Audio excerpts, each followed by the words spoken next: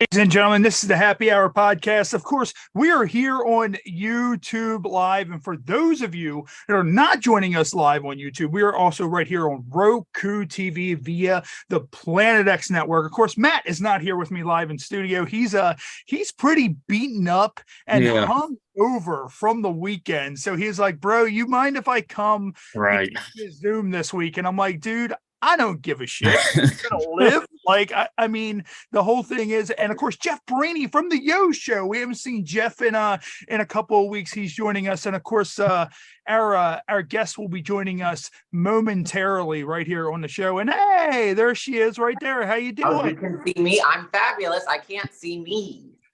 We can see you. He can see you. I'm glad you can see me. I like seeing me too, though. It's like that's all that matters. And Matt, so real quick before we get started, why it's like what happened? So you said you're hungover as shit. Yeah. So what was it? You said something last night about what was it that you? I went to the Fields of Fire. It's please tell me that it's just these woods that are just burning. Attraction. What's interesting enough that all the proceeds and stuff go to like the volunteer firefighters. So no, it's a country concert. I don't really know a lot of country, so I didn't know really any of the bands. All I know that the beer was good, so I got really shit faced, and I had strangers like buying me drinks and stuff. Oh, that's always the best. But yeah, they're nice people. I don't even know any of them. They were like, "Hey, would you like a drink?" I'm like, "Okay, sure." It's the fame of the Happy Hour pod, dude. They recognize that face and they want to get your shit faced, dude. Yeah. And of course, our guest Ariel DeMure is here with us. And how you doing? What I can't help but to notice the mug you have. It looks like you have a Halloween themed mug. What is that mug that you have? Is that a scar? No, it's just something from the homeland. Nothing special. It's just it brings me peace. It's how I like to start my mornings. Nice. And you have a nice little setup there. So are you inside? Are you outside? Like where are you? Because that's a nice little. No, I don't leave the house if I can avoid it. And I like my inside to look like the outside. This is my dining area. I thought it would be cute. I've got a lot of natural light. And this is my indoor-outdoor space. Nice. And you know what? I don't blame you because the outside world is fucking startling. Brutal. Like, if I could be a hermit, a strange time to be alive. Yeah, like the strangest fucking time to be alive. And Ariel, of course, you have been in the adult film industry a good while, and you just recently did the Barbie thing with. I did. That was so fun. How was that? How was it? Everybody getting together and just shooting this whole big Barbie theme. It was incredible because I knew a couple of the girls, basically everyone trans I had already shot with before. I had shot with Anna. Anna Fox is, it's so crazy to think of her as a veteran because she's so young and she looks so incredible, but she's been around for a hot minute, much longer than I have. I still think of myself as new and still learning, but it was a great intermingling of people who like just started adult entertainment, who had never done a collab before. And then there was a girl there, a young lady there who was from the doming, BDSM scene. She was fucking incredible. It was so much fun. And what's really cool is the production team that was putting it together. It was like an iron ship. They were being so professional and really made the process much more streamlined, because in our real realm of entertainment, trying to set up collabs is a bitch, and people flake and people show up late and people, are sometimes in the adult entertainment industry for the wrong reasons. And it shows. It's painfully obvious sometimes. What is the wrong reason, though, if I could ask? So in my opinion, everything is my opinion. I don't speak on behalf of anyone. I speak on behalf of myself. But in my opinion, people get into the adult entertainment industry sometimes for external validation, and they end up inevitably comparing themselves to others. And comparison is a thief of joy. So when you are not looking at the way other people are doing things in order to grow and to learn, but doing it because you want to be better than them, you end up really hating not only the industry, and then you end up saying horrible things on podcasts the second that you leave it, and then come crawling back eventually because you have nothing else to do. But you also just, it messes with your mental health, and mental health comes first. I try and stay off of social media as much as I can stand it, but it's hard when, you know, my job is social media. Yeah. But I like scrolling through Twitter, and if I ever see anyone who's like, hey, I need to take a mental health break or whatever, I like to be one of the people who comment, like, you do it. Yeah. Take care of yourself. You come first. Because it's true. And sometimes we need to be reminded of that. Yeah, it's funny that you bring that up, because there was a veteran adult film star I had talked to. They have their own podcast. I'm not going to name drop them, but they have a J and a C, if you could put it together. JSC. I'm not going to say what it is, but JSC. And they're very, like, I guess, politically. And I reached out about them being on the show, and I pretty much told, and, you know, just right off the jump, they're like, oh, you know, you're one of those, blah, blah, blah, you know, we're going to talk about sex, blah, blah, blah, this, that, and another, you know, the whole entire time, you know, that's so, you know, lame, blah, blah, blah, this, that, and another. And I'm just kind of like, so they're politically incorrect or politically correct? I missed that part. She has a lot of, like, you know, political type stuff on her show. Oh, just politically driven. Got it. So okay. we stay away from that as it is, but, you know, she kind of attacked the show, and I'm just kind of, whoa, wait a minute.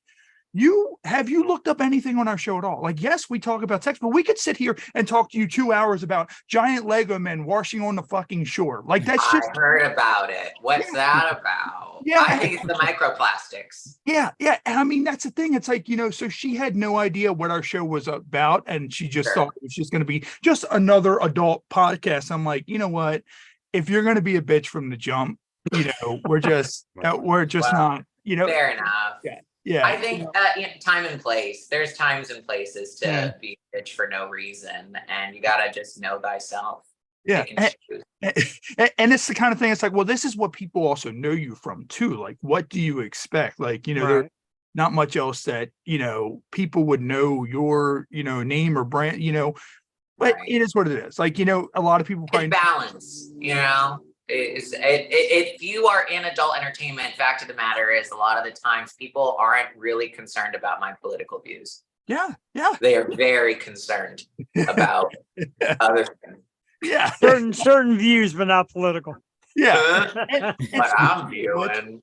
I brought it up. One of the things on here is actually the giant Lego food. So we were supposed to do this a couple episodes back, and we never got around to it. But there's been a thing over the last couple of years, 2011, 2014, of these big yellow giant Lego men just washing up on fucking random beaches and shit. One in Florida, one in Japan. And I'm going to pull up the articles, and it shows like some of the photos of these like Lego men just kind of sitting on the beach. And it's like, how the fuck, like, I'm sure one of these articles will probably eventually say how these got here. Like, I feel like it was a promotional type thing, but that's the one that washed up in Florida. So it says, no real than you are. So, you know, that's the whole thing. And it says on the back, appeared in numeral 8 and Ego Leonard, and that's the guy. Oh, it's some millionaire artist who's just being a fucking troll. Yeah.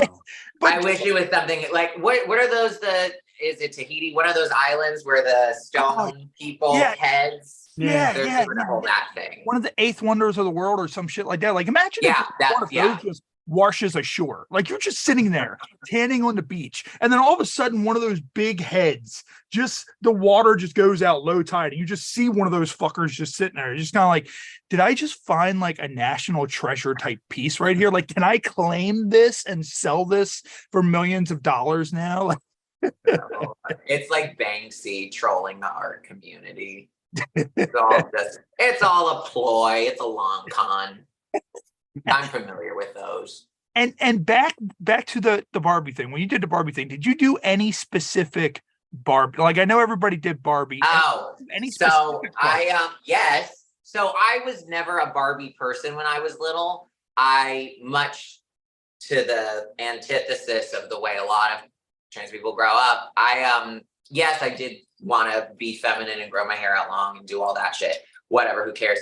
But I haven't played with dolls. I was always an artist. I was always drawing and shit. So I never played with toys really. And it was really obnoxious for my parents because they're like, what do we do? But I literally got paper for my birthday once. Like a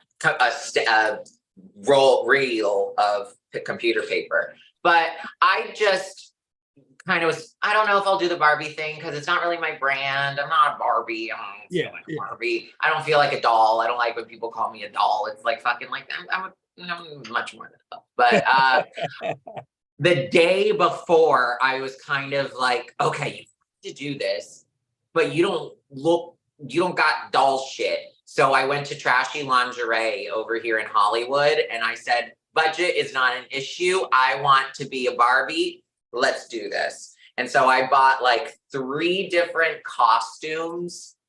I did Cowgirl Barbie, which is the one we ended up going with. I bought like a Zini Barbie.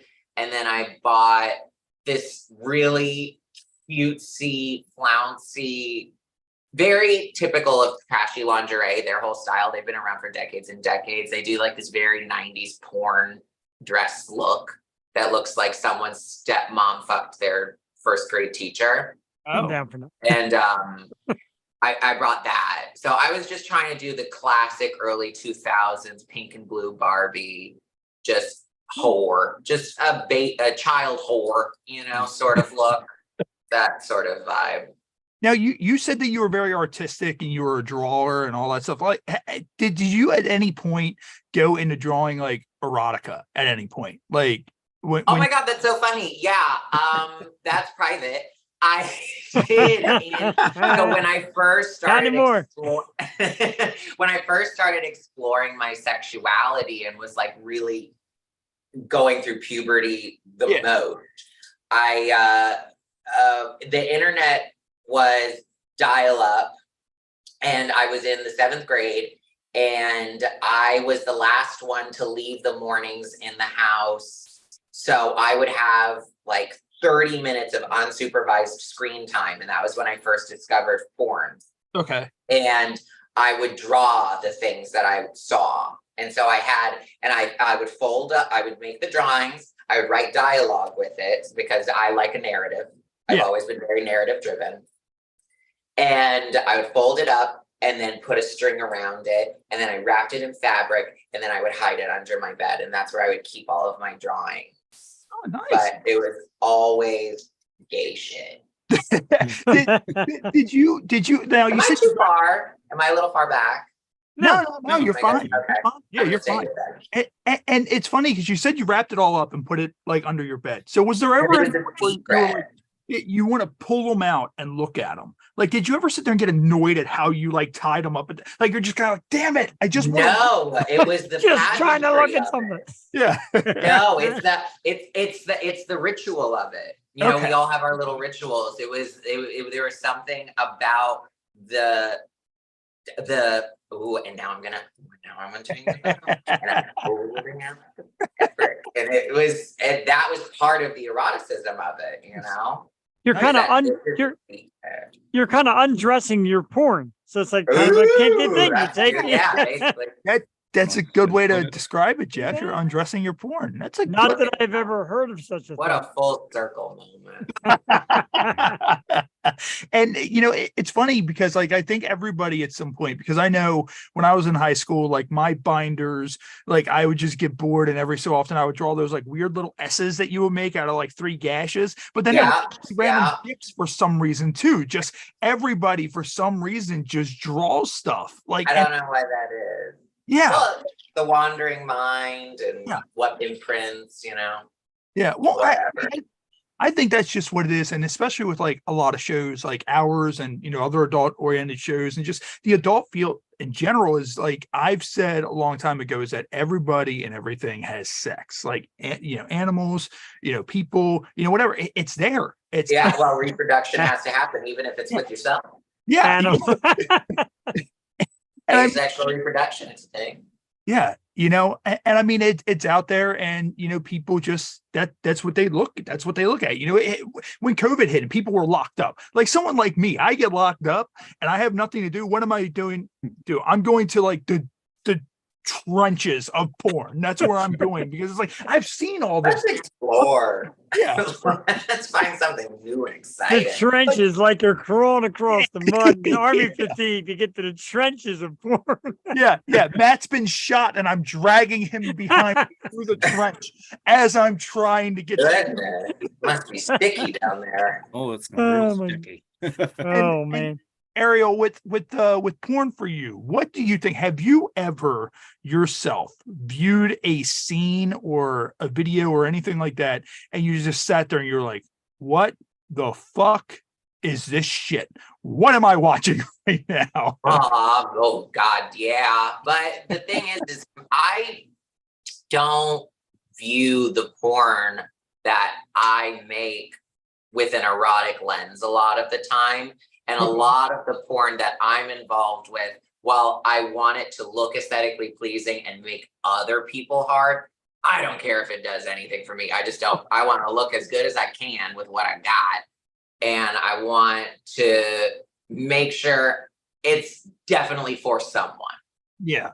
But so much of the porn that, okay, I've just watched my scene. Me and my girls, we have viewing parties together whenever one of our scenes come out.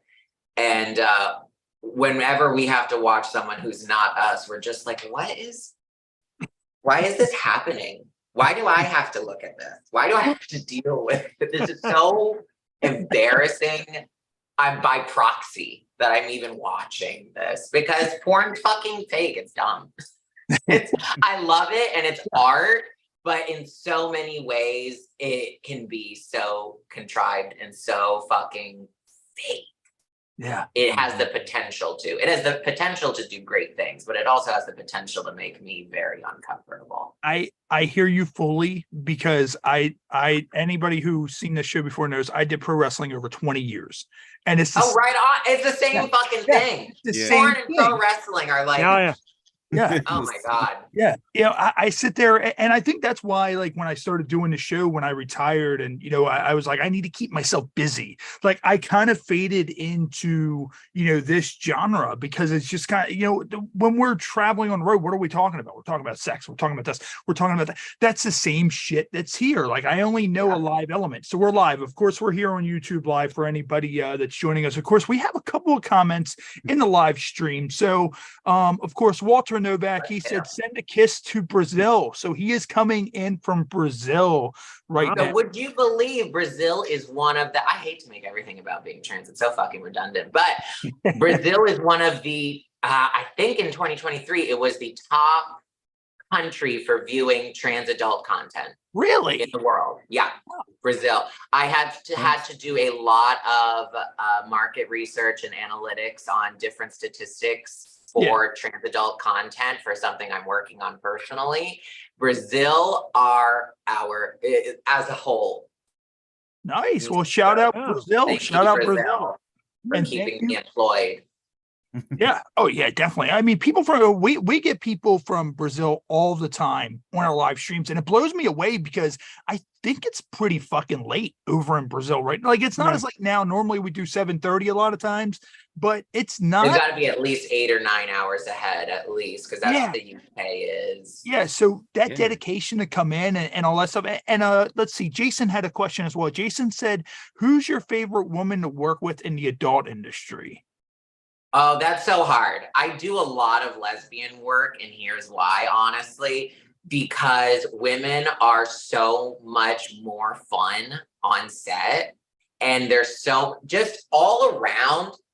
Everything about it is about a scene with this cis woman, or sometimes trans women, but I work a lot with cis women, is so much better, just because they want to be there most of the time. They are in the industry, at least in this current chunk of adult entertainers that are currently working, because there's waves and there's people who come in and out, and the turnover is so crazy.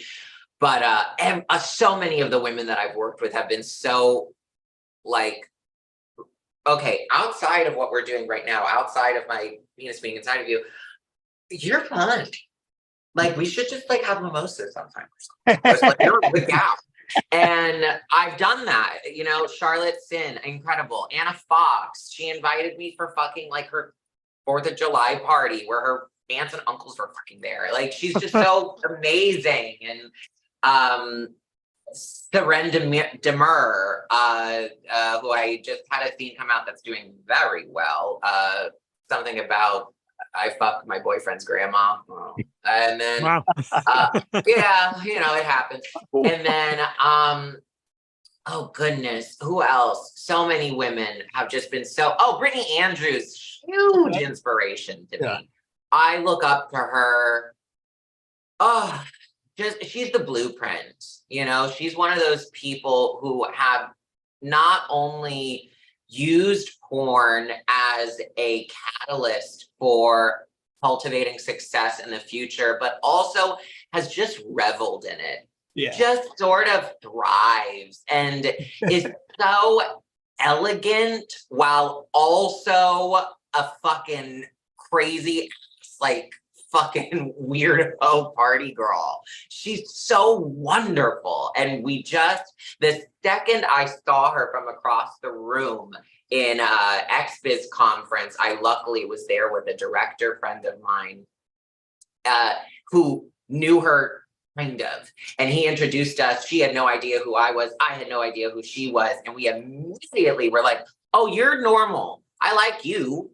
Yeah. And then it was immediate. She is such an inspiration for me, just not even as much as a performer, but as a human. She is so inspiring in so many different ways. But also my girls, Tori Easton and Jade Venus. We love doing a sister shoot, you know? It's just something. It's great to be able to have fun on set. That's my number one thing, is I like being able to come to work. I don't like being uncomfortable for more than 15 minutes. If I'm in a situation for more than 15 minutes where I'm like, I don't like this, I more than likely will either change it or leave it. Yeah. Regardless of how silly it looks. But I love going to work and having a really fun time and forgetting I'm at work. And working with cis women so often facilitates that. Men are fucking divas.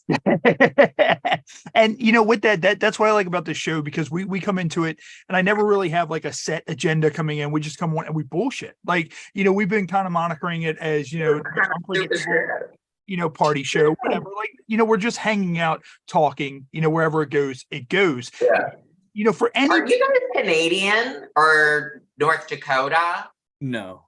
Where are you guys from? Oh, Philly. Yes, I'm from outside Philly. Me and Matt are from Maryland. The O's. I'm a cunning linguist. That's good. And, how you pick that up? I try and become adept at accents. It's pretty good. I'm impressed. I get all the time the Baltimore accent. Especially with the O's and there's a lot of O's and the vowel sounds. Yeah, for sure. It's charming. Over water. Water. Yeah, we call water around here. There's water and water. Like, we have water and water here. Yeah, we have water here. There's no water. It's water. You got the washer. I don't have any water. Yeah. Right, water. That's water. It's like something a penguin does. Like water. Yeah. And as Matt said, wash and wash. Yeah, put the and then wash. That's Massachusetts. Massachusetts, my washer machine. Yeah.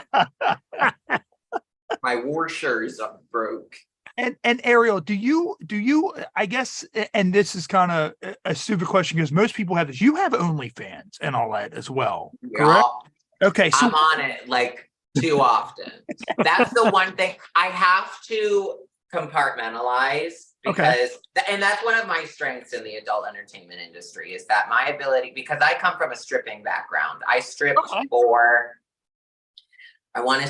so from 2011 until 2018, I stripped on and off. And then I did like a couple of, that's more escorting. I went to the Cobra a couple times, but I come from a background of like wanting to vibe with people, and it's really what was the question? Well, I asked you about your OnlyFans, but the question. Oh, right. So I have to compartmentalize, and I'm able to say, this is work, this is fun, like this is non-sexual, this is sexual, this is both, but it's still like I'm good with putting things in their little boxes in order for my mental health to be well facilitated. And OnlyFans is the thing that gets most of my attention. Okay, nice. So with I do OnlyFans, some studio work still. I'll do like maybe a couple scenes a month at max. And then OnlyFans is something like, okay, the people are here to chit chat. Those are the ones that I'm gonna actually put time, energy, effort, money into, because these are the ones that A, deserve it, and B, are reciprocating the energy that I'm giving. So OnlyFans is kind of my main gig at this juncture, which hopefully we're allowed to, you know, be on there for the next couple of years, because I still got to find an external site to chat with people on, because God knows what's going to happen over there. Whatever. With OnlyFans, what do you think is the oddest request you've ever got, and what is the most requested thing that you get on your OnlyFans? So the most requested is obviously like JOIs and cum eating tutorials, things like that.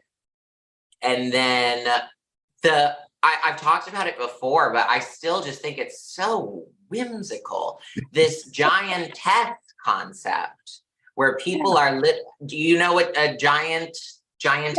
They want to be like, is it like where they want to be really tiny and like you're a and then you pretend your phone is the little guy, and you just I had one, and he wants to look up my nostrils, and he wants to see them flare, and he wants me to pretend to swallow him. And I love it because it goes into something that isn't necessarily a genre that speaks to me on an erotic level, but I have very specific things that I like as well. So I get it. I empathize with it, and I appreciate the inner workings of why that would be erotic. But that's almost something I would prefer. The monotony of sort of like a JOI. I feel like you know, get creative. Find something more fun. Be tiny and ask me to be pumpkin seeds between my toes. Do something fun. Oh no. Oh. I know, right? Make me feel normal then. And someone's like, okay, I want you to treat me as if I'm in the city and Godzilla is destroying it.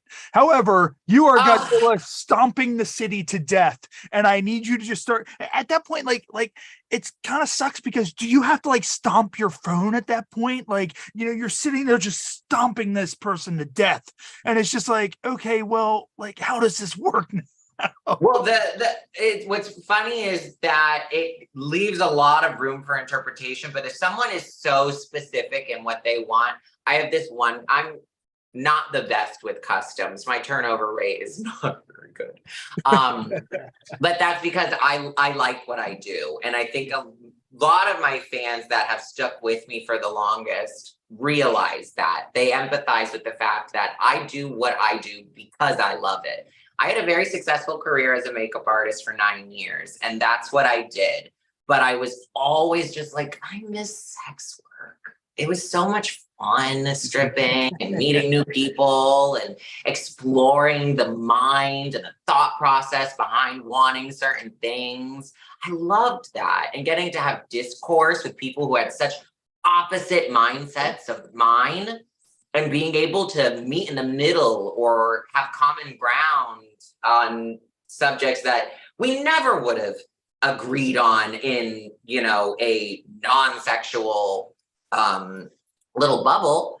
So I missed that, and I choose to be in, you know, OnlyFans doing this, and they know that. So my turnover isn't great, but I love getting the really specific ones, as long as it doesn't involve me having to go out and buy things. Because I've had to go out and buy things. I have one guy in the, it's been months that he's been waiting for it, but it kind of harkens back to way back in the day. I started off as, I don't know if you guys are familiar, but there was a time where a lot of trans women started off as drag queens.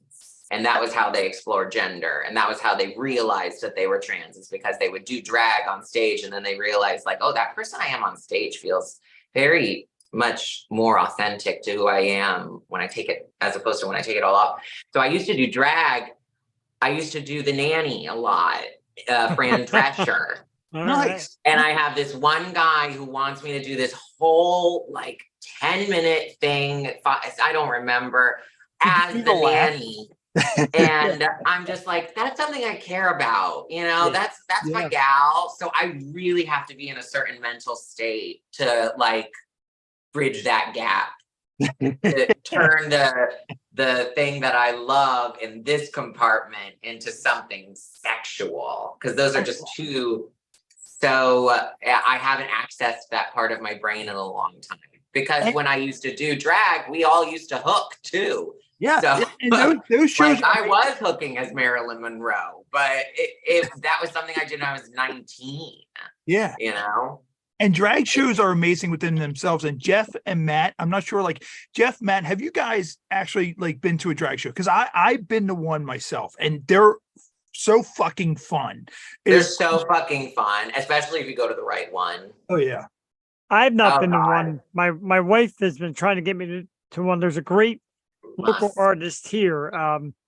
Where is it? What is it called? Oh, or were we allowed to say? I'm just talking about the performer himself. His name is Troy David Hendrickson. He does the role of Aunt Mary Pat, and then he also does Miss Troy, and he does these all. Oh, Aunt Mary Pat, yeah. Oh yeah.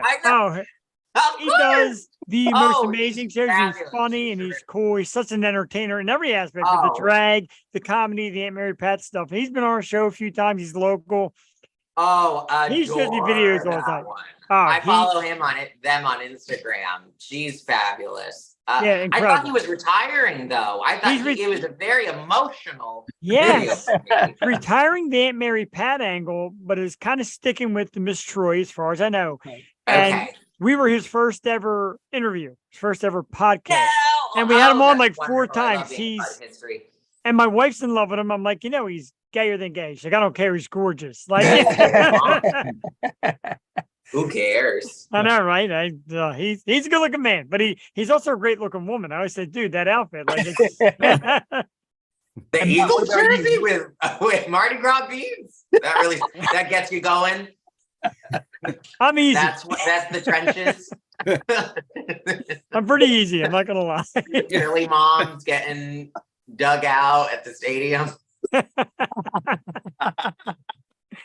Out in PA, just give me a tasty cake and a man or woman of any sort, and I'm watching. Fabulous. Matt, how about you, man? I don't think I've ever heard you. Have you ever been to a drag show? No, I have not. Dude, you got. Well, that's a show under. Yeah. Where? What region of the country are you based in? We are in the East Coast.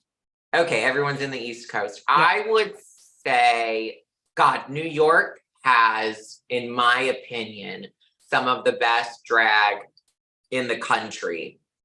Don't love Los Angeles drag. There's some good performers out here, but it's nothing compared to the East Coast. It has, by and large, in my opinion, the best drag in the country, excluding like Chicago, which also has a very strong presence and very powerful, with lots of history, drenched in history.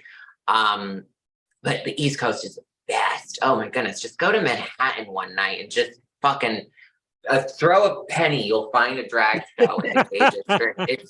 There's so much quality in the, oh my goodness. I stayed out until the sun came up, just doing God knows what. I don't even know how many times I had to throw up, but it was so worth it because the drag was so good. I didn't want to go home.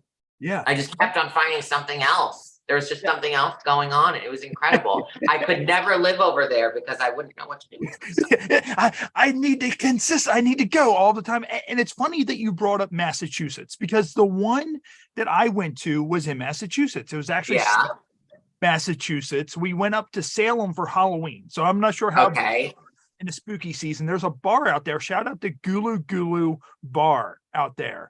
And wonder what that's about. So we waited, I think it was 3.5 hours in line because downtown Salem on Halloween, we went on Halloween. It was Halloween. Oh, so well. 3.5 hours, and you had all these fucking weird fucking church people across the street protesting it. Best. Oh, that's half of the fun. Yeah, people were like, "Can we take pictures another with day you?" on Instagram. Yeah. People were like, "Can we take pictures with you?" And like the church people would pose with them, and as soon as they would go to take the pictures, they would give them the finger. And I was like, "This is the best shit ever." And yeah, like the show was. The bar was great. The food was great. If you're ever out in Salem, go to Gulu Gulu Bar. That checks out. So that makes sense. Yeah, the Northeast is unparalleled in their female impersonation. One of the drag queens who worked at the strip club I started at when I was of age went to North New York, like upstate New York, and that's where she still does drag to this day and still looks exactly the same. You know, Latin, we don't age unless do. And she's one of the lucky ones where she just looks identical. Shout out to oh God, what was her name? Stone. Something Stone. Gemini Stone. That's a God love her. Was so mean to me for years. And then I cursed her out one day and she finally started being nice. I didn't realize that was the unofficial code. You gotta like curse out some drag queens before they actually respect you. But they test you. They're testing your metal. I get it. Yeah, it's a short list, but I've got a few. And of course, to our stream, of course, Paulie Dewa, he said amazing. So it's just not me that one has the hot for Fran D, and two sees a lot of it in you, Ariel. So I mean, Fran Drescher, yeah. I love Fran Drescher. Shout out to our SAG-AFTRA president. God bless her. God, I love her so much. Oh, it's just, I just adore her as a human, as a philanthropist, as a political entity, you know, as SAG-AFTRA president. I think she's handled the strike with grace and dignity and empathy and always does it with a certain, I think her smile is almost tongue-in-cheek. Like it's yeah. Hello, I am your president. Yeah. Like she knows very well what she's doing. Yeah, and your voice so fabulous when you do it as well. I know, it's pretty good. Like she's so great. Well, she has to over enunciate her R's. So everybody knows that she is capable of not talking like this when that. I'll miss this. She has to let everyone know she has proper diction. She chooses, though. Sure. She makes that choice. And then Ariel, what we're going to do real quick, we have a game segment that we do as well. Do you still have a little bit of time to hang out? I've got nothing but time and energy. All right, this is mostly Red Bull. What we're going to do real quick is we're going to take a break. We're going to play some of our ads here on the show. So we're going to play some of our ads. Shout out to some of our ad providers. Of course, Team Skeet, they're along in that as well. Yeah, we're going to play some of our ads real quick here on YouTube Live and right here on Roku TV in case you're watching us on Roku TV. And we'll be back in about 4 minutes and we're going to get into our Ode to Humanity game segment from there. Of course, this is the Happy Hour podcast live with Ariel DeMure, and we will be back in about 4 minutes. Hey, this is Angie Wells, and you're watching the Happy Hour podcast. Derek Sharp, the owner of Curtain Jerker Designs, who does an amazing job. I'm blown away every single time, and his speed that he has getting everything back to us is immaculate. Hit up Derek with Curtain Jerker Designs. Look no further than Curtain Jerker Designs. Make sure you hit up Derek. Derek Sharp, man. Hey, just want to say thank you for the posters, all the hard work you put into, man. We really appreciate you, man. A shout out to Derek Sharp from Curtain Jerker Designs. Yo, dude. Just want to say, this poster, off the hook. Hey, what's up, players? This is Hall of Famer Teddy Long, and I want to give a big shout out to my man Derek over there with Curtain Jerkers Designs. If you are looking for the best graphics, the best designs, look up Curtain Jerker. I did. Curtain Jerker Designs. That's who I use for any of my graphic designs, and you should too. Thanks, Curtain Jerker Designs. Big old shout out to Curtain Jerker Designs. You see that? You see that beauty? That's all you, Curtain Jerker. Hello, wrestling promoters. The Big Valboski wants to give you a big tip. If you're looking for a graphic designer to do your next events, promotional posters, hit up Derek at Curtain Jerker Designs. A lifelong wrestling fan, as we all are. I went through the part with the reffing, and I got to a part where I did ring announcing. I did everything there was to do. I had a match. But because I have that background, that's where I stepped in and said, hey, like, I do flyers. Let me help you guys out.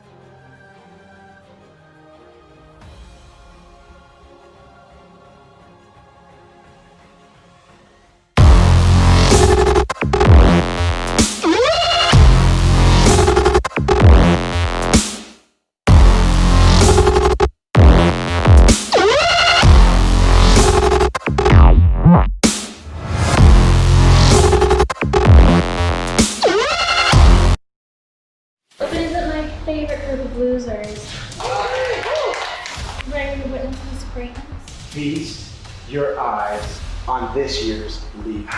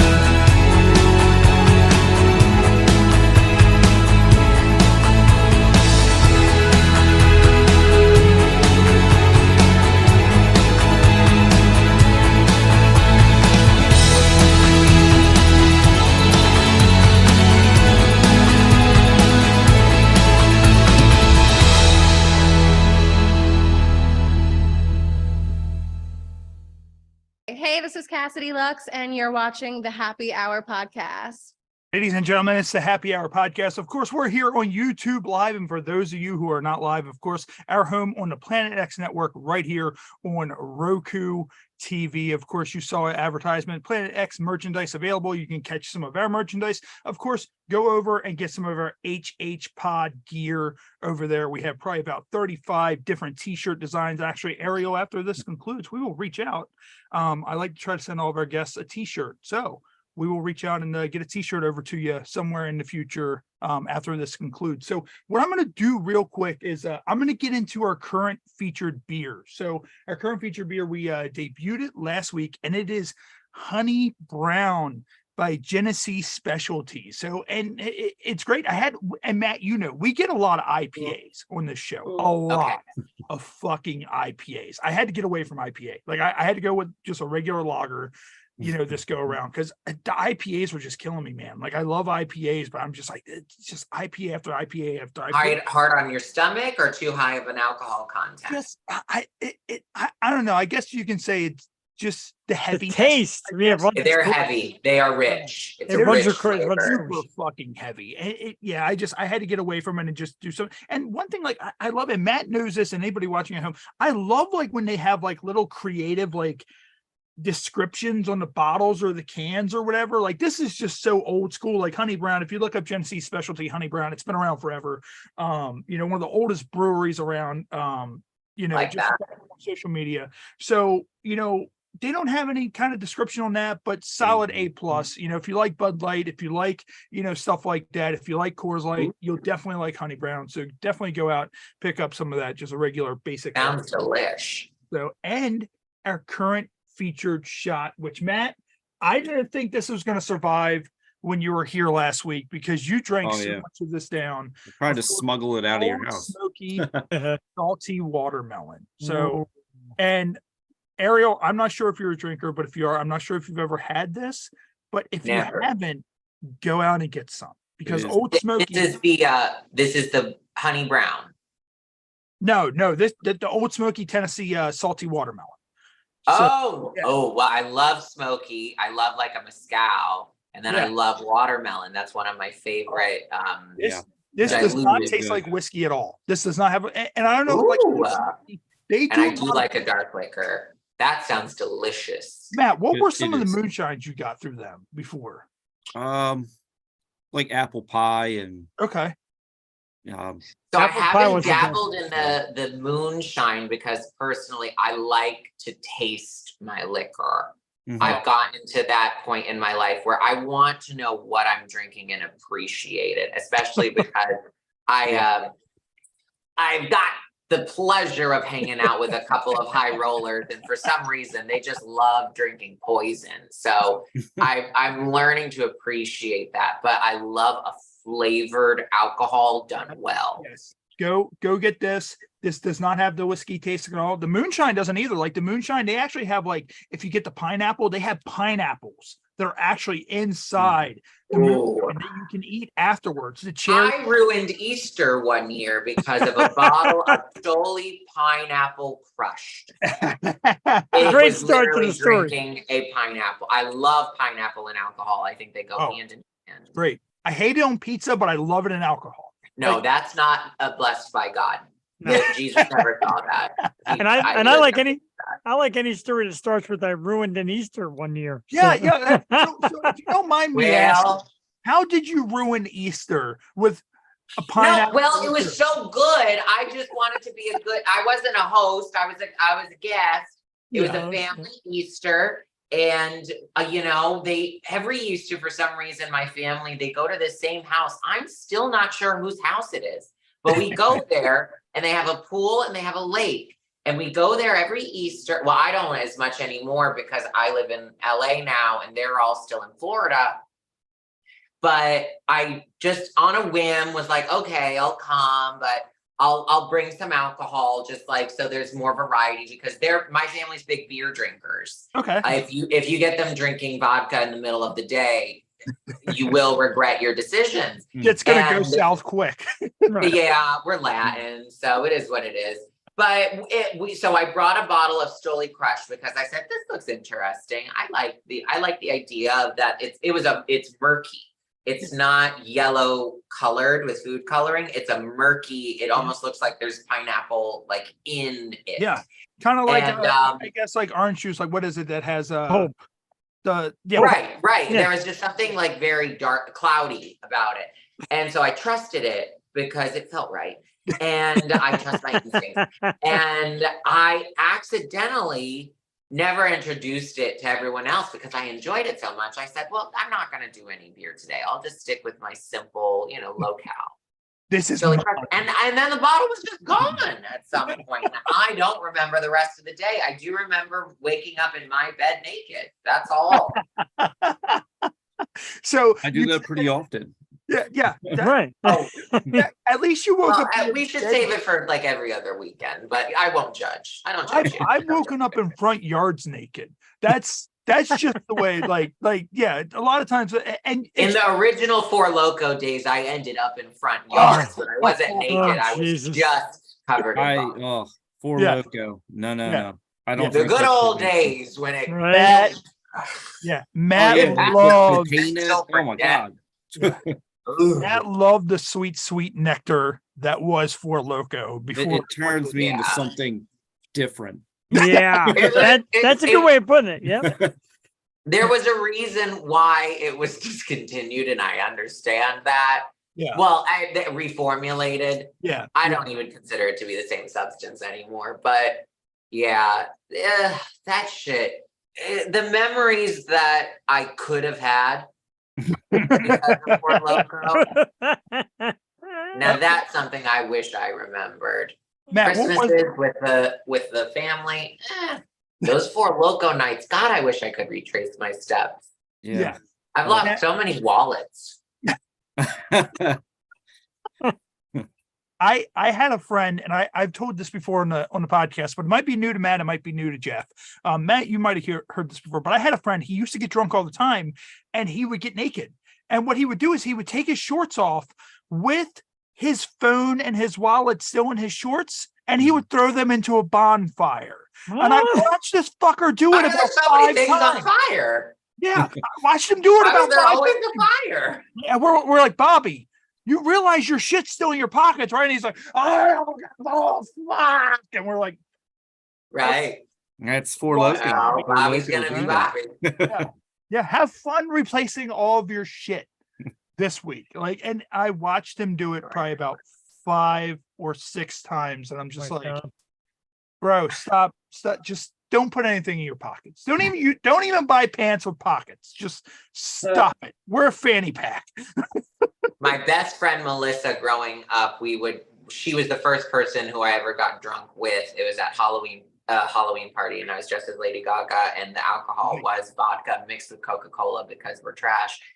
She had a tendency to run away. She would just get a look in her eye, and then she'd run, and you just had to catch her. There was you had no warning other than she just sort of got a little woozy. And then we also had this habit of every single time it was a necessity in the beginning, and then just became a tradition. And then as we got older, we realized, do you realize what we're doing? We had to be outside. So we would always be parked valet, but she had fucked half of them. So we were cool. And we would go into the valet parking lot. We would go to the car. She would sit on the passenger side. I'd sit on the driver's side, both of us on the car door, and we just pee by the car. The first few times it happened, it was because the bar that we were drinking at that we liked to go to always had a broken bathroom. And there was always a line at the other one. And we're like, fuck this. We don't do lines. You're going to pay for this shit. Yeah, I'm not fucking speeding. I want to go pee now. So we would go outside and do it. Then it got to the point where I went and visited a couple years ago, because I've been in LA for like 5 years now. I went and visited. We went to the old bar that we used to drink at, had a lovely time. She said, hey, I have to pee. I said, oh, good. I kind of do too. We went out to the car, peed, and then went back in. And then I go home, the trip is over. I call her and I say, do you remember why did we get up and go pee outside? Both of the bathrooms were fine. We were hanging out with people in the bathroom at one point. We were already in the bathroom at one point. Why didn't we just go pee? And it's become a part of us. And it's something that adds to my charm. Yeah. I mean, it's funny because I've said this a couple of times, on drunken nights where someone would go into a bathroom and God forbid I got whacked out of my mind, and I would either rip a toilet out of the ground or rip it.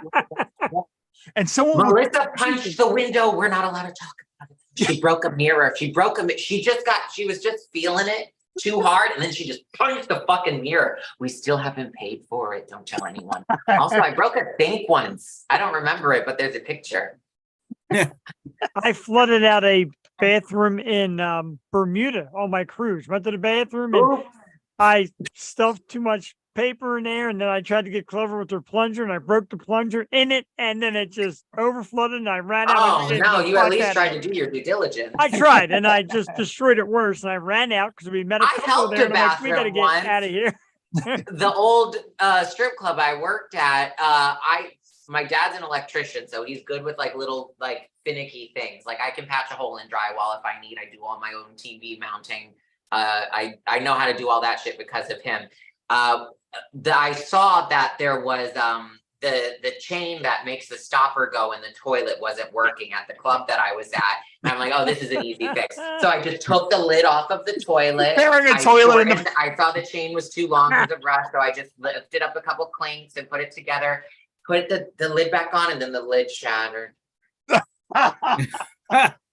So the toilet worked. It just wasn't the prettiest toilet anymore. Hey, I helped. You at least did them a plus. Now they have to go buy a new lid. I checked. They bought a new lid. But hey, at least at least no one had any unfortunate situations that night with going to be there. Matt, do you want to tell the story? And of course, you've told me this before of when you guys, what was it? It was an old house you guys were in and you were drinking and you guys were like crashing through like the walls and shit. No, it was, oh my God, it was years ago. No, my buddy had a demolition party. They oh shit. They were gonna bulldoze the house. So yeah, we were just in there and he's like, hey, invited all these people that half of them we didn't even know, and we just pretty much destroyed the house. That's fine. We got drunk and we just like jumped through the drywall and what a rare opportunity. Yeah, right. It was fun. And then my buddy fucked the jello. There was an abandoned house in the neighborhood I used to live in. It was like a mansion and had like a huge pool. All the punks would like spray paint the pool and skateboard in it. And it was this dilapidated mansion in, I think it was Coral Springs in Florida. And it was just a place where all the degenerates would go to like practice tagging and skate in the pool. And there's a huge, it was just a fun time. I have a beautiful picture of me up a spiral staircase with a flower pot on my head. Beautiful picture. I want to see it. Yeah, at least. Well, I've only gotten to be pretty for the past few years. I'm embracing the stages of my life. I was always the funny, ugly friend for many, many years, and I get to be pretty now. So I'm enjoying that while it lasts. I've always been the funny, ugly friend. I'll never be a funny, ugly friend. How I married up, I have no idea. We both did. We're overachievers. We are. Yeah. And Matt, at least Matt can say that his was a demolition party. I've been at parties where myself and other people have done shit like that just because we were too fucking drunk. Yes. And then we're just kind of like, oh, such and such A and B now has a giant hole in the wall. I think we should leave right now. Quick Irish goodbye. And that's all. Yeah. All right. We're out of here. So what we're going to do, we're going to get into our game segment. So we have a handful of games that we play. The first is extreme personal questions. So extreme personal questions. It has 2 questions on the card. You don't know what either question are. It's question A or question B. You're going to choose A or B, which is a random question. And then after you answer that question, you're going to choose any one of us out of this room to answer the other question randomly. So what do you think? Do you feel lucky with A or do you feel lucky with B? I've always been a B movie actor, so I'm going to stick with B. All right. So B, what science fiction alien do you think is the most attractive and why? Oh, well, that's not even fair because Star Trek, the original fucking series, they literally had just fucking strippers body painted. So do I have to name them by name? No. But that's cool enough of an answer. Like well, in the 60s, people's body shapes were just so different because they were still wearing girdles. So they were essentially corset trained. They had these weird indents that people don't have anymore, like around the rib cage. I don't think it was due to like malnutrition because those hips were so wide and the tits were so soft and big natural. Go and Google some of the aliens that were on Star Trek, the original series. Dear God, why haven't we done a reboot of that? Why isn't there a porn version? I think I'm doing it now. Yeah, 100%. Like with the makeup that we have now, it wouldn't even transfer. If I had to answer that, and honestly, like I think I would say, have you ever seen the movie Mars Attacks? Love Mars Attacks. Oh, one of those weird aliens in that aliens. Yeah. Like I feel like if you just ravage one of those aliens, it would just be the best. When it's got the beehive, or when it's just a skeletal monster with a brain exposed. The skeletal monster with the brain exposed. Oh, that's very erotic for you. Okay, I don't judge. Whatever. That's cool. That's cool.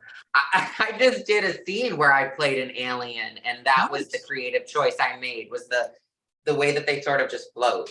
And they don't really know how to fully use their bodies yet. Yeah, they're still figuring out what the hell is going on. So, of course, there's a question A. So you chose question B. So question A. Star Trek aliens. Star Trek aliens. There you go. Yeah. Who? Star Trek aliens. Star Trek aliens. Yeah. Exactly. I'm Googling it. Of course I am. Jeff's gonna have some fun later. There's this nice little menagerie of them. Yeah.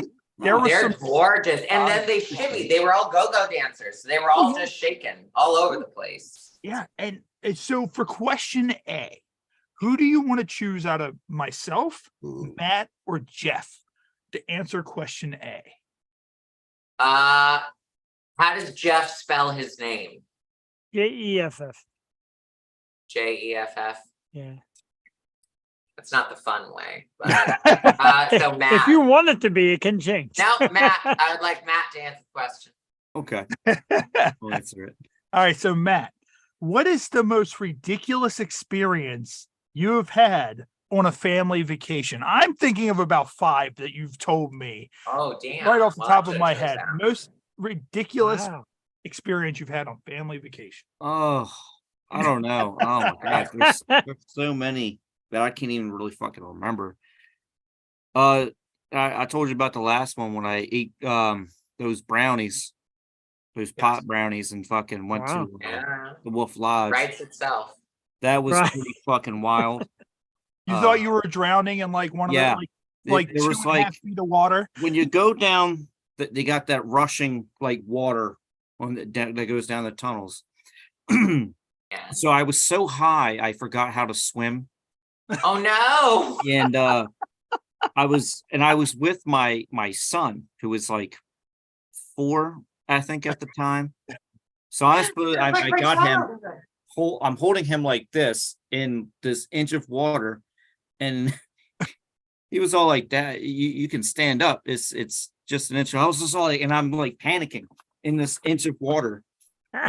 So and then eventually the lady saw that, I guess, the people that help with the rafts, and she was all like, "Sir, are you okay?" I was just like, "I can't swim." She was like, "Let me help you." So she put me in this raft, and she was like, "I'm gonna kick you off now." I was like, what do you mean you're gonna kick me off?" So she Spartan kicked me down this tunnel on this raft, and I'm fucking standing. I got my son in my lap, and I'm screaming, "Oh my god!"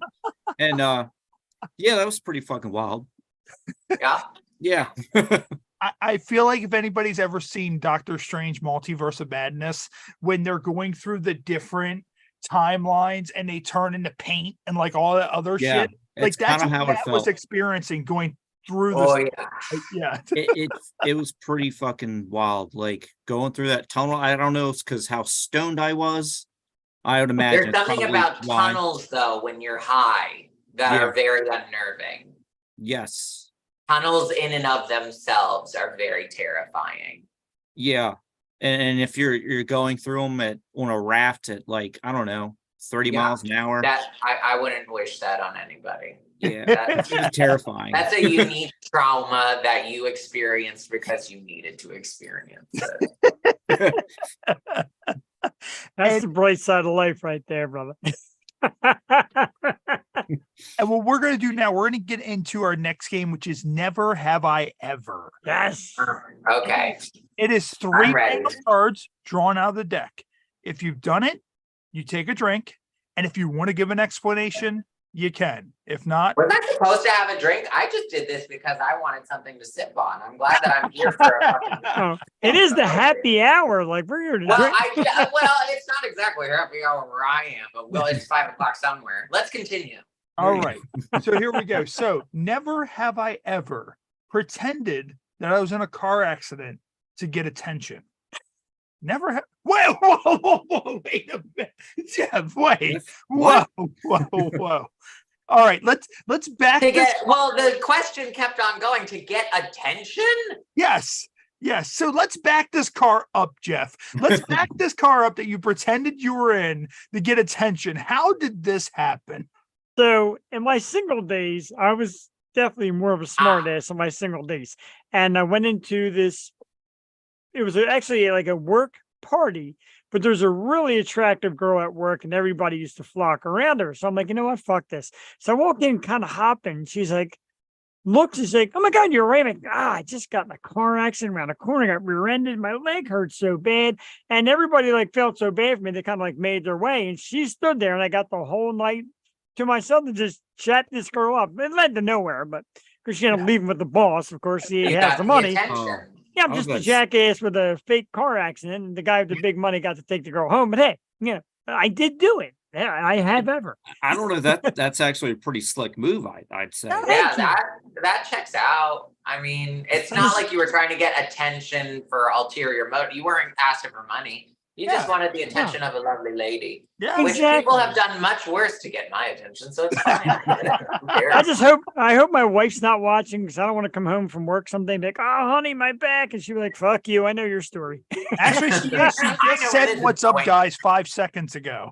Live stream. So she is definitely watching. The next card is never have I ever had sex with someone married. Never have I ever had sex with someone who was married. This is targeted. Oh, Jesus Christ. I know. What's going on here? I'm trying to think. I'm a prostitute. I'm kind of like undetermined. Like, I don't know. Like in my single You don't know? I've had so many blissful ignorance. blackout drunk nights when I was single that some of the people I never really cared to ask. Like it's not like the kind of thing. Well, blissful ignorance. So here's my opinion, because I still escort to this day. I don't get to do it as much as I used to because I am busy, but I've always loved it. And during this, I don't know how this is gonna go, but during the pandemic, we all had COVID bubbles. We all had to maintain, according to, I live in Los Angeles, so we had very strict regulations as to what you were and were not allowed to do in regards to public safety. Okay. So me as a makeup artist at the time who moonlighted as an escort for fun, not for income, just because like I liked it, so I post an ad every now and then. To this day, I think I have one that goes up like every few months just because I get bored. But I made it a point to only see men who were married because in my mind, I'm trying to minimize exposure. These men are all a part of a very strict COVID bubble because they have a wife, potentially children, whose health, well-being, and safety are all at the top of their priority list. And if they are willing to, because they're just pent up in their house, so fucking miserable, so bored, so, with the testosterone is a crazy fucking chemical. Yeah, it is. They need some semblance of an outlet. And especially for the non-creatives, like it cranking it or fucking it. And so I was by proxy much safer because I was only seeing men. That was my only requisite, is that obviously always with a condom, but also that you be married. So for 2 years, I only saw married men. And I got to a point where I realized, because typically in a session with me, there's chatting involved. People for the longest time when I stripped would only be interested in me because of my personality. Once again, I was always the silly, funny, sort of homely looking one.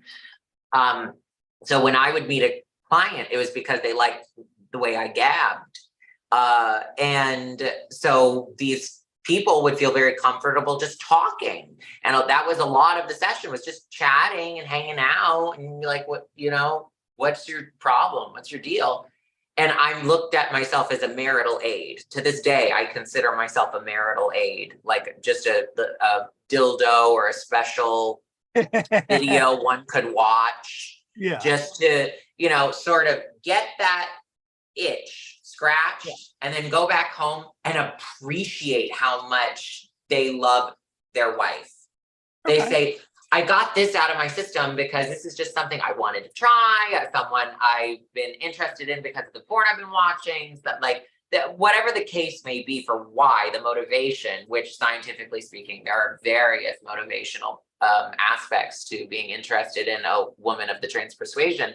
But I've, in the past handful of years, looked at myself exclusively as like, I'm live action sort of therapy. You know, it's like when you do, it's like play therapy with kids where you analyze what happens when they are given certain toys and how they react to it. That's how escorting is a lot of the time for me, because I'm seeing the dialogue, I'm seeing how we're interacting, I'm feeding off of that in order to figure out what you need in response. And that's why I only will post an ad every like few months, because I don't need to. I've got my friends that I see, and I consider them friends because we maintain like really healthy boundaries, and we can hang out and it be non-sexual every once in a while. And it's sort of just a really wonderful compartmentalized relationship that they're able to maintain, where they can have a wife, they can have a girlfriend, and then I am almost like an imaginary friend, where they work through their trauma, they have fun, they have an experience like they're never going to have in their life, and then they choose where to go from that. Wow. I could picture myself going upstairs afterwards and saying to my wife, "Hey, hon," she'll be like, "No." Like she's already, it's already in her head. It's not happening. Well, I've been a partner of someone before, and that just simply wasn't a dynamic that worked for me as a person. So I can empathize with people who do like that. But for me personally, I do not typically vibe well with the idea of a monogamous, emotional and sexual relationship. I don't like it for me. Right now, at this point in my life, I'm approaching my first anniversary of my 29th birthday. Congratulations. And I can say at this point in my life, it's not an interest of mine, really. If it happens, it happens, but I don't think it's for me right now. Well, don't feel bad, because I'm getting ready to celebrate my 39th anniversary of my birthday, coming up in April. So don't feel too bad. You worded that differently than I did, but I understand. But so we're going to get into one more Never Have I Ever, and this one may actually be an across the board type one. So this one is Never Have I Ever woken up other people because I was having sex too loud.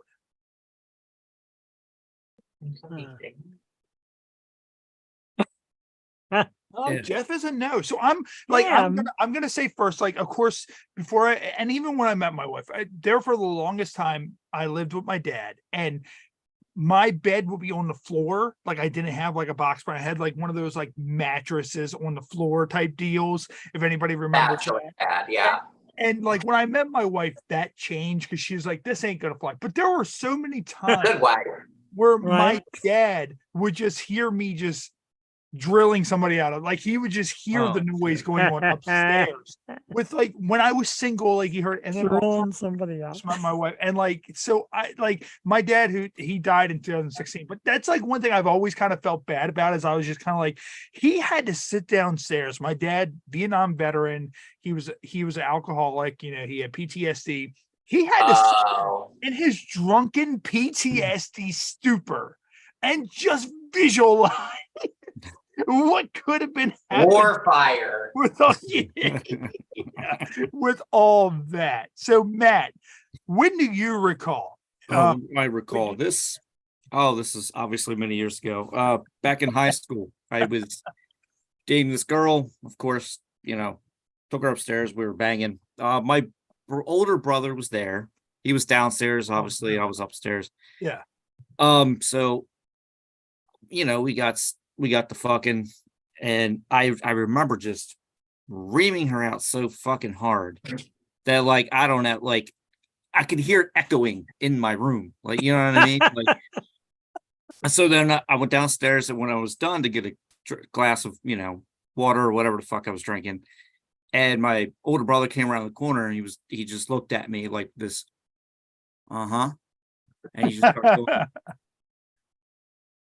was clapping for me, and I was all like, yeah, you heard that. And he was all like, yeah, how could you not, dude? Like, what the fuck are you doing? Is she still alive up there? I'm like, yeah, she's fine. Good. I haven't checked, but I assume she's fine. It was breathing when I left. Yeah. And Ariel, what stands out for you, of course? So yeah, that, I mean, a lot of the experiences, that's the thing about being in sex work for so long. I also am one of those chemically imbalanced people whose memory has greatly been affected by such a affliction. But me and my gal pals, when we used to do something called going on tour, which I'll still do every now and again, but I don't do it as much anymore because of busy. But we would rent a hotel room together. A lot of the times we would go on tour to Manhattan, and we wouldn't get multiple rooms. We would share one room with two beds. One was the fucking bed and one was the sleeping bed. And when it was the middle of the night, but you get a call and you're like, okay, well, we have to recoup our investment. The hotel we got in a nice, you know, location. So it's expensive. A lot of our income is going to be allocated to location. And so you would get woken up, get in the fucking bathtub, and you would bring your pillow, and then you would sit in the bathtub with the curtain drawn and wait for your gal pal to be done with their John. And then we would just kind of do that all night. And we would just switch places, and we would keep the bedding in the bathtub. Heaven forbid they needed to pee, and then they got curious and opened the curtain. That happened twice. But hey, hey, what? Hello there. That was just something that was normal for us, is getting woken up in the middle of the night because someone had a John, and you got to hang out in the bathtub for 30 minutes. Nice. My friend was great about it, though. She's a real in and outer. Her turnover is terrific. I'm a chit chatter. So whenever I had to do it, I always felt a little bit bad because I know this is going to take at least an hour. But that's why my rate is higher. So you get what you pay for.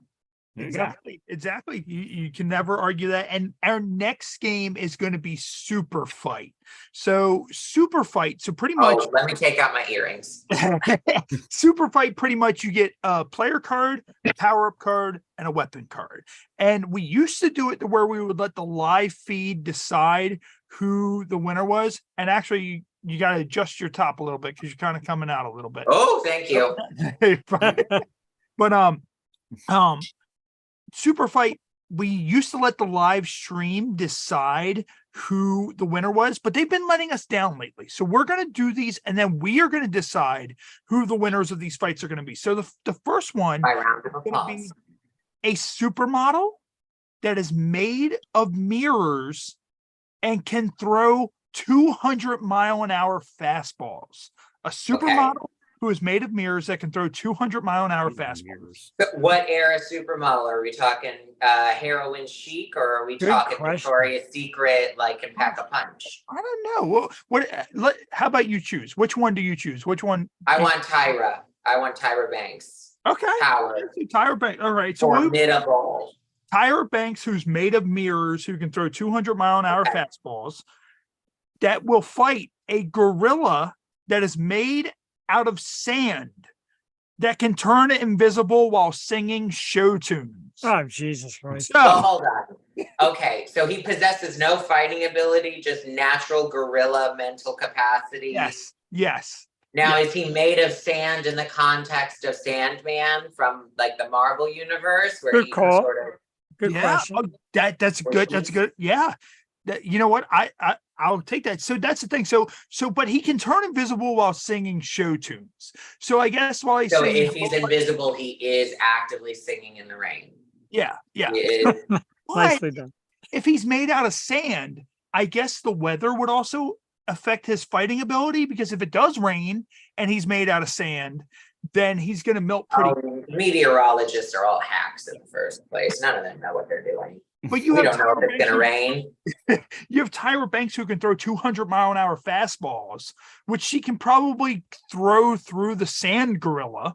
So, like, I mean, I don't know. If we're talking sand, I still think sand guy, honestly, because that power is just so versatile.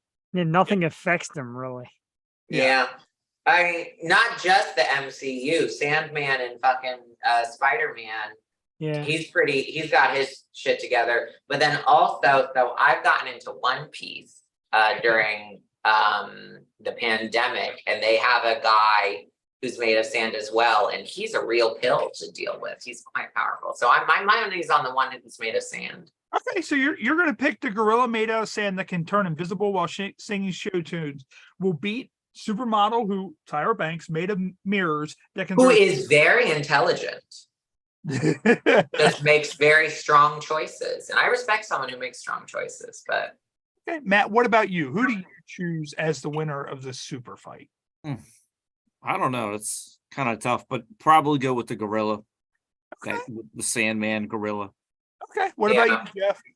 I gotta go with the gorilla. No offense to Tyra Banks, who I love. No offense to Tyra. I love Tyra. I love Tyra. She's got a problematic past, but separate the art from the artist. She's done a lot for this community. I just don't think she's enough to beat a gorilla. She's possessed a lot of power as a beautiful person, and she put on a fat suit once, so she's really broken down barriers. Yeah. To really bridge the gap between. Yeah, but no, she's still going to lose. Okay. I mean, I would put on a gorilla suit and let Tyra Banks kick my ass. Just for Uma Thurman did that one. Yeah. That was quite good. I'd let her do that. Uma as well, sure. Yeah. So what we're going to do, we have 2 more games left. The next game is Incoherent, which is one of our most popular games. That's sort of my specialty. All right. Jeff knows this. Jeff knows he was a part of it this year. Matt, 100%, man. We've done this 2 years in a row. Our HHPod Rumble.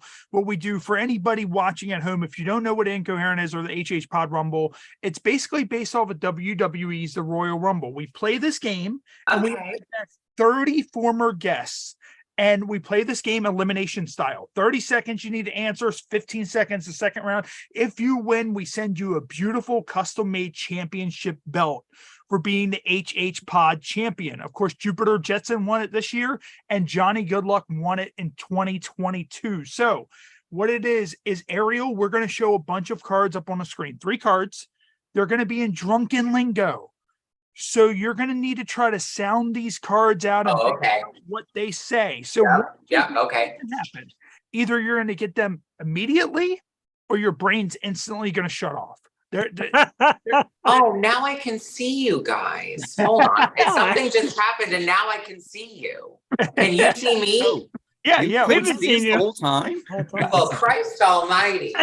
I apologize. Now I can see you. I've been going in blind this whole time. So what we're going to do, we're going to show the cards up here. So what do you think that card says? Okay. And there are hints on the back of them. Through, walk, cloves, aim. Cats. Walk, cloves, aim. One of the hints is the morning after stroll. Ah, the walk of shame. Yes. Yeah, the walk of shame. Right. We've all had those. Mine was 2 days ago. I have it at the end of these podcasts when I walk up the steps. What do you think this one is? Bo Pink da Cherry. Popping the cherry? Yes. Wow, man. We're 2 for 2. All right. Damn. Well, I've had a few. Yeah. What is this last one? And I think that's the key. I think a lot of people don't realize when they play this game that, it's in drunken lingo. So kind It of helps. need to. But I played this during a hurricane once. Oh, did you? Okay. Yeah, So I'm familiar with this game. all right, cool. So let me get the last one ready because for some reason, of course, when you're live, you never know what's going to go on this thing. Wanted to kind of glitch out a little bit. So let me get this last one done. So what do you think this one says? Mia Khalifa. Is it Mia Khalifa? It is Mia. Wow, Jesus Christ. You know, I've never met her. I'm not 100% sure. I get the concept. Yeah. And I don't know a lot about her. Yeah. But I appreciate how she has been able to bridge a gap and become a part of a mainstream conversation. I don't know anything about her. Other than I know she did porn in a hijab, which is controversial in and of itself. But I do believe that people should be able to explore in a safe and well-educated parameter their various fetishes. I think that there are fetishes out there that are outlets for certain people. And I believe that there are fetishes out there that are inherently problematic, and microaggression doesn't even really touch the tip of it, but can instigate racism or what have you. Mm-hmm. And it's a fine line, but Mia Khalifa, I think, I'm not sure, but I think she's sort of bridged a gap where she gets the conversation going. Yeah. As to the difference. I don't know a lot about her, honestly, but I do know. I don't know a lot either, but I do remember the scene that you said, but she's also, like you say the name and you know who she is. So of course. Yeah, she's one of those people who really gets marketing. Oh, yeah. They have a business mind, and that's the misconception about people in adult films still, which I find so ironic. One of those low-hanging fruit is that oh, you're only going to be hot for a little bit longer. What are you going to do, you uneducated piece of shit? Like, dude, okay, you can say a lot of things about me. You have a dick. You're a man. You're uneducated. Your perception of me has nothing to do with my reality. Yeah. And you can say what you want about me. Oh, you're so mentally unwell because look at how you live your life. Bitch. Yeah. No, we're not doing all that. I'll still pray for you. But at the end of the day, a lot of us, so many wonderful people I've worked with over the 4 years that I've been doing porn, I think it's 4, have been so educated and have blown me out of the water. Misha Montana, for one, my good friend Mish, she has multiple degrees, worked in the political campaign funding industry for years, has incredible connections in regards to like government officials, you know, because that was her job. She chose sex work. Mm-hmm. She's fucking smart. Like she's so fucking educated. And for people to call her like a dumb home wrecking hoe, it's just laughable for us. It's honestly, it's gotten to a point where people really do need to get a life. They really do just need to find something else to do with their time. But there are so many incredibly educated people who use porn as a launching off point, as opposed to just, I want people to tell me how hot I am. Right. Motherfucker, I know what I look like. Right. Instagram became the home for how hot I am. Yeah. No, my Instagram still sucks. I'm working on it. But mine sucks too. I'm not a good Instagram. I have a mirror. I have several. I know what I look like. So you're not going to tell me about me. Okay. Right. I lived in the body. I made some active decisions. I did some soul searching. I did some prayers, and believe it or not, I'm pretty cool with where I'm at. And I'm also level-headed enough to say, I know what I look like right now. I'm appreciative of it. And I'm aware it's temporary. And I'm aware things are going to change. that's not going to stop the fact from my mind will probably always be at the state of a 29-year-old, and my body will change and my face will change. But in my heart, I'll always be who I am now, because I've reached a point where I finally understand when you watch those videos of people who are 100 years old and they're like, what's the one thing you would tell your 20-year-old self, you know? Who fucking cares? Yeah. Just that's what I would tell. Cares? Like, dude, grow up, go do something else, plant a tree. Yeah. That'd be awesome. If you, instead of leaving that comment that made you feel better because you made someone else feel bad, plant a sapling. Yeah. There you go. There you go. And we have one more game. So of course, this segment is called Ode to Humanity. So we finished this segment with Cards Against Humanity. Have you played Cards Against Humanity? I have. Mine are never funny. I'm not right. I'm that but person. I'll try. So this is Cards Against Humanity roulette. So we do it roulette style because we can't have cards in front of you. So what we'll do is we'll read off the face card, and then you're going to choose a lucky number 1 through 6 of randomly. Well, I can see now. So if you want to hold them up, you can.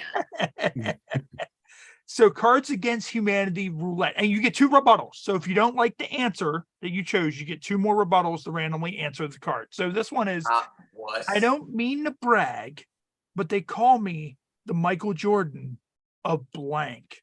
1 through 6. What do you think? 5. 5. All right. So 5. I don't mean to brag, but they call me the Michael Jordan of dropping a chandelier on your enemies and riding the rope up. So, do you like that, or do you want to use a rebuttal and choose a different card? While I believe there may be validity in the statement said prior, I do not feel it is indicative of my character. And I would like to readjust my answer and say 2. 2. Wow. It's very well thought out. No, 2.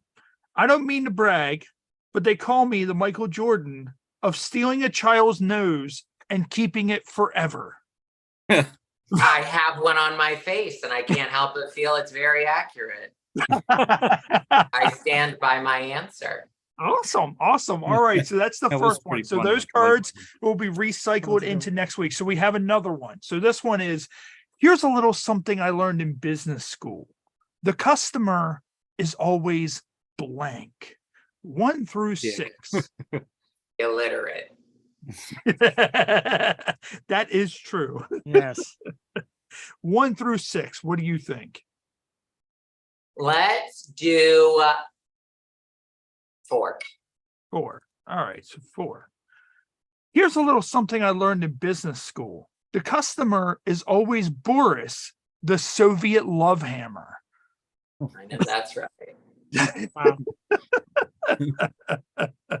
You ever met Bohr? He's a real hoot and a half. Yeah, no, I can't buy that. So what do you think? You want to use a rebuttal and choose another number? Just for the sake of whimsy, I'd say choose 1. I do know Boris. He's got a hammer. I know that's right. But let's do 1. So here's number 1 of all the randomly drawn cards. Here's a little something I learned in business school. The customer is always tripping on an object and becoming angry. Has anyone worked in retailing here? Because I can tell you with 100% certainty that's true. Yes, it is. And imagine like my wife, she works in a call center, and there's been times where I'm sure people have been on the phone and they've tripped over something, especially people working remote. You probably got people who are answering the phones that are tripping over shit. And it was hilarious during the pandemic. I got a work phone during the pandemic, and I signed up a second number, and the lady on the phone was obviously just so desperate for human companionship. Every single phone call was an opportunity to make a new friend. Nice. And her cats were in the background. I could hear papers, and she was at home having a great time. She loved her job because she was at her house. And it was incredibly unprofessional, and the call lasted at least 45 minutes longer than necessary. Nice. And what we're going to do, Ariel, we're going to get into one more thing, and then we're going to let you get out of here. So the last thing we want to get into is one of the news articles that I found, and that is, let's see, what is it? This 28-year-old pays $62 a month to live in a dumpster that he built for $5,000.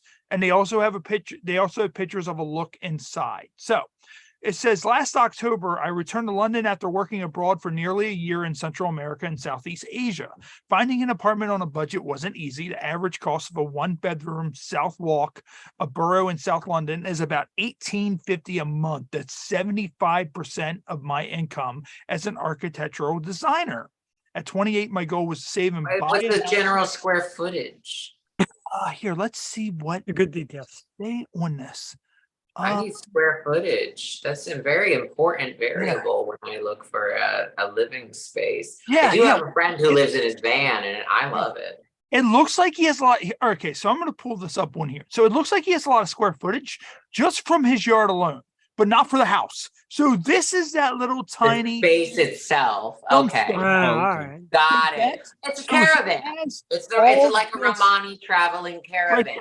And that's the house right there. So like imagine you got a lot of walking around. Oh, that's gorgeous. Yeah. So it looks like my apartment. That's that's creative. Like that's the way to go. How many wind chimes does he have? Because you know the measure of a man by the amount of wind chimes. Let's see. Do they show wind chimes? No wind chimes at all. No wind chimes. I already don't trust him, but continue. Right. So it said it cost him roughly $5,000 to build a home.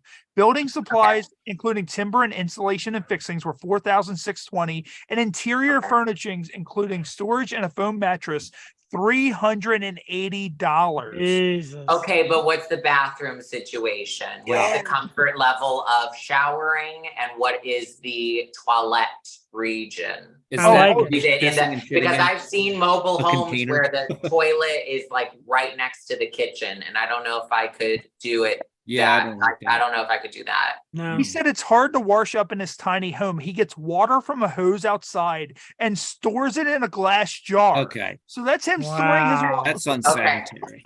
Okay. Well, it's a hose, so that means it's essentially tap, which is essentially what we take showers with, unless you have a filter, which I do recommend. This is how he gets in and gets out. Like it looks like he's beheading himself, getting in and getting out of this tiny house. Like, I don't know.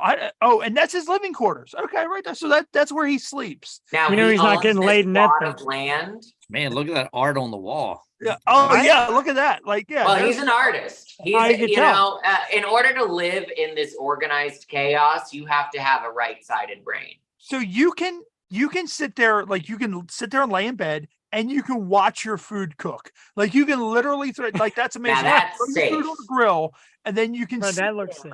And just I know when it's done. Like it's not one of those things where you walk into your kitchen and you have to go check on it or anything like that. Like, so now we know his bathroom situation. That porta potty. Oh, he's got a porta potty. Yeah. Okay. Harrison's toilet is outside. All right. So that's a lot of chemicals. I don't know how healthy that is for the environment unless he's composting. I know a lot of people who do the mobile home life, they compost. Yeah. In some context. Well, he's not really, I don't know how off the grid he's living if his DNA is just being left all hither tither. Tiny houses are a big thing though. Like we do a lot of Airbnbs, and I tell my time that I want to do like a crazy like tiny house as an Airbnb. I've been very interested in yurts as of late. Like they have real fancy ones that have their own filtration systems for water. They've got some elaborate ones. I don't know how much in the long term it would cost you though, comparatively speaking to a mortgage. Yeah. It really depends on the great thing about mobile homes, which I don't understand the point of owning land if you're going to be in a mobile home. He's in a dumpster technically, so I don't know if that's considered a mobile home. I don't know if it's street legal, but the great thing is you can just kind of go anywhere. Yeah. You could be by the beach. You could be in the mountains. You could be, Yeah. Yeah. Dumpster. I'm gonna go ahead and say he's a hipster and he annoys me. He's been real quick, classified. we've been going over the list of 800 different terms that I found for the penis. So we All ended right. last week at number 81, which was the cervix sentinel.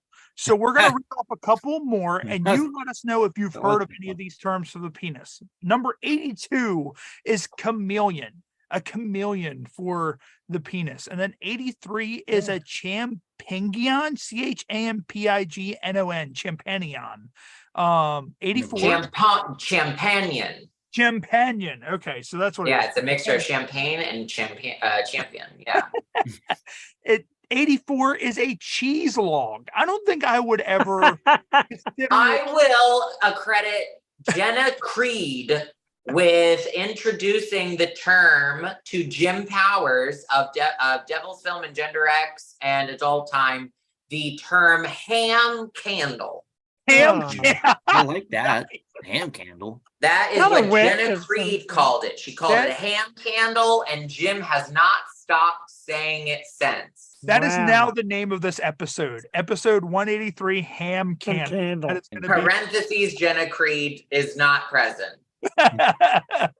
Ham candle. So let's see, a cheese stick, a chef's special. If your dick smells like cheese, I don't want it. I'm not talking about it.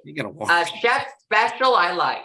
Yeah, chef's special, a shrub, chicken. I don't know who would call their choking the chicken. Choking the chicken. Yeah. And number 89, which will continue off with 90 in the next episode. Number 89 is a Chico stick. Chico, like Chico? I feel. Yeah, Chico, like Razor Ramon. You're complaining you're compiling two different words. Chico is Spanish, stick is English. In Spanish, if I'm not mistaken, polo is stick. Yeah. So it could be Chico Polo. And I think that's I like that better. Fun. I think that's a lot funner. Yeah. I might be making that up though. And Ariel, we're gonna let you get ready to get out of here. Thank you for coming on to our train wreck random wherever we end up podcast. Who's that? Coming on. Real quick, where can everybody find you? I know everybody was asking if you had Twitter. You know, we have a couple of questions. You know, do you have, they said X, which I still know it as Twitter, but I still know it as Twitter as well, but they just changed it on the iPhone where if you type in Twitter in your scroll down, it won't show up. You have to type in X now. Really? Okay. With the latest update, you have to type in the letter X because if you type in Twitter, it won't show up. They kicked us off. I do have Twitter. Or X. I do have X. I have Instagram, and I have OnlyFans, and I just started my Pornhub channel.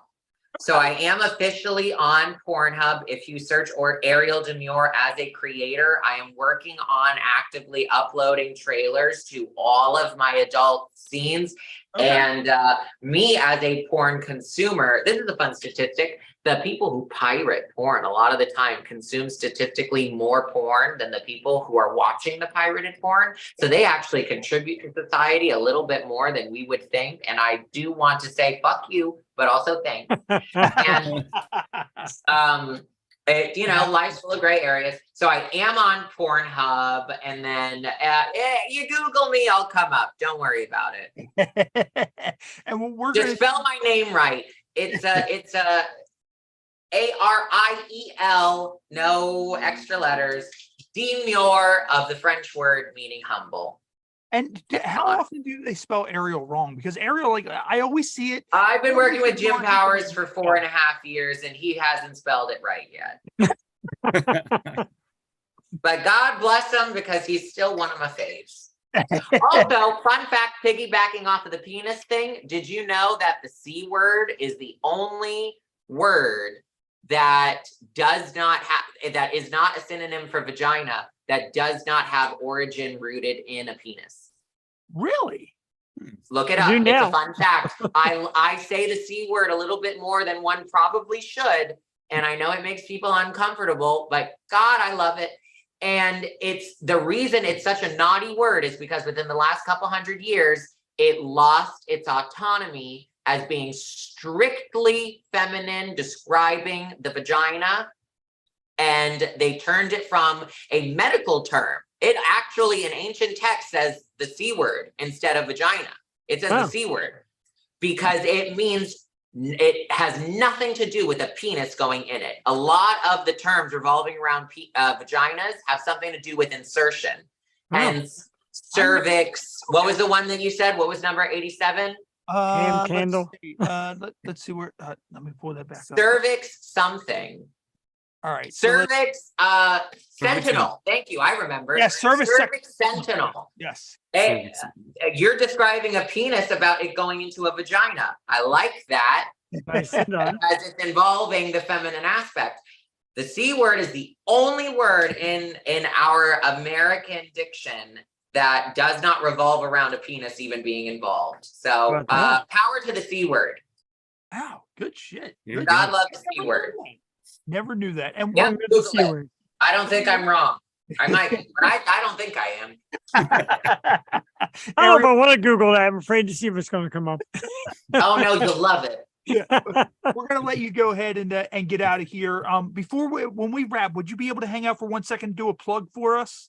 Oh, absolutely. I'd love to. Awesome. So what we're going to do, we're going to go ahead and conclude right here on YouTube Live. For everybody that tuned in live, we appreciate you 100%. Of course, for those of you watching this kind of on delay on Roku, I think for those of you watching live, this will be on Roku in probably I would say about 2 weeks. We will post on our website when this will be on Roku TV via the Planet X network. Make sure if you are watching us on Roku, join us for our live feeds. You can join in, you can comment, you can talk to our guests. You know, not a lot of places that I know of do live. We do 100% live each and every episode. Absolutely.